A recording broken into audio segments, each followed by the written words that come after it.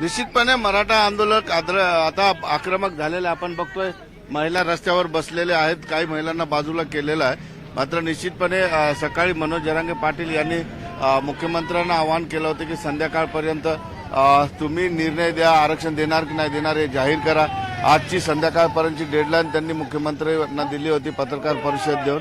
मात्र अद्याप सरकारच्या वतीने मनोज जरांगे पाटील असेल किंवा कुठल्याही पद्धतीचा संवाद केला नाही किंवा काही बोलणी झाली नाही. त्यामुळे आज काही संतप्त उपोषणकर्ते आणि महिला कार्यकर्ते या ठिकाणी आलेले आहेत आणि त्यांनी रस्ता रोखण्याचा प्रयत्न केलेला आहे. आपण काही महिलांशी संवाद साधूया. ताई, तुमची तब्येत बरोबर नाहीये, तुम्ही उपोषण केले. मी 4 दिवस झालं उपोषण केले. मी फक्त अजून पण जेवण मी केलेलं नाही.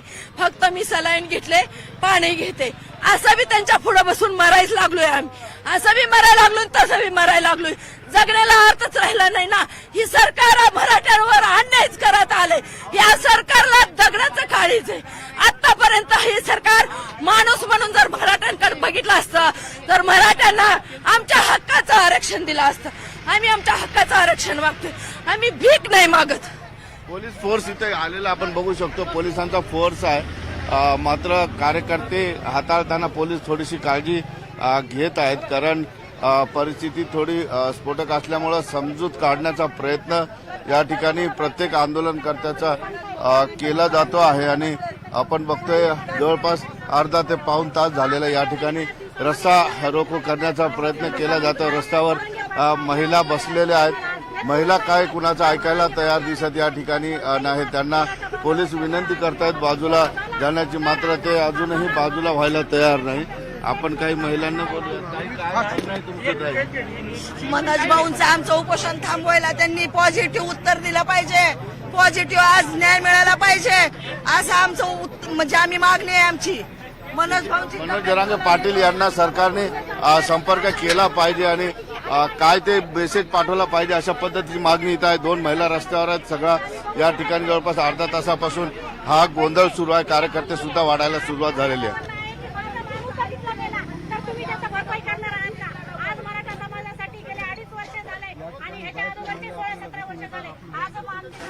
रस्त्यावरती या ठिकाणी महिला आहे. या ठिकाणी इकडे तिकडे बसलेले पलीकडच्या साईडला देखील या ठिकाणी महिला आपल्याला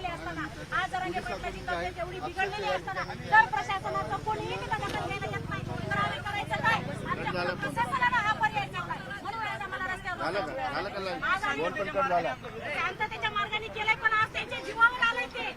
आज त्यांच्या जीवावर घरदार सोडून गेले. 2.5 वर्ष झालंय तो माणूस त्याच्या मुलाबाळाकडे बघत नाही. आमच्या लेकराबाळाकडे आज आम्ही रस्त्यावर एकटाच बसतो. आम्ही करत नाही. त्यासाठी आम्हाला जरांगे पाटलाच्या उपोषणाची दखल ह्या प्रशासनाने घ्यावी. यासाठी आज आम्ही रस्त्यावर आहे. आणि ही जनता तर नाही घेतली तर याच्यापेक्षा तीव्र आंदोलन यापुढे सगळ्या प्रत्येक रस्त्यावर होईल. आज इथं दिसतोय आम्ही तुम्हाला कुठे सगळे रस्ते बंद झालेले दिसते. त्यासाठी आजच्या दिवसामध्ये महिला आंदोलक आहेत आणि त्या खूप आक्रमक आहेत. धुळे-सोलापूर महामार्ग आहे. गेल्या 1.5 वर्षामध्ये हा सगळा महामार्ग आज आमचा माणूस आमच्यासाठी महत्वाचा आहे. तुम्हाला त्याची गरज नसेल पण आमच्या लेकराबाळासाठी आम्हाला त्यासाठी आज आम्ही रस्त्यावर आज आम्ही आलो नाही. आमच्या जरांगे दादाचा आम्हाला आदेश आहे की शांततेत होऊ द्या पण पर्याय नाही. आज त्यांची हालत बघून आमच्या डोळ्यातून पाणी कमी होत नाही. आज आमच्या लेकराबाळासाठी तो माणूस स्वतःच्या जीवाची बाजी लावतोय. मग आम्ही इथं रस्त्यावर बसतो तर काय हरकत आहे? एखादी गाडी जाऊ द्या म्हणावं प्रशासनाला आमच्या अंगावर. आमची हरकत नाही पण आम्हाला तो आमचा संघर्ष एवढा जिवंत राहायला पाहिजे हीच आमची मागणी आहे. आम्हाला बाकी काही नको. आमच्या माणसाला प्रशासनानं आज उपोषण मागं घेण्यासाठी त्यांच्याबरोबर चर्चा केलीच पाहिजे. नाही केली तर ह्याच्यापेक्षा उद्याच्याला जास्त तीव्र होईल. आज आम्ही हे जे गोडीत बोलतोय आज प्रशासनाचं किंवा जरांगे दादाचं ऐकून आज आम्ही शांत राहू पण उद्या आम्ही शांतता देणार नाही ही आज इथं ठामपणाने बोलतोय आम्ही.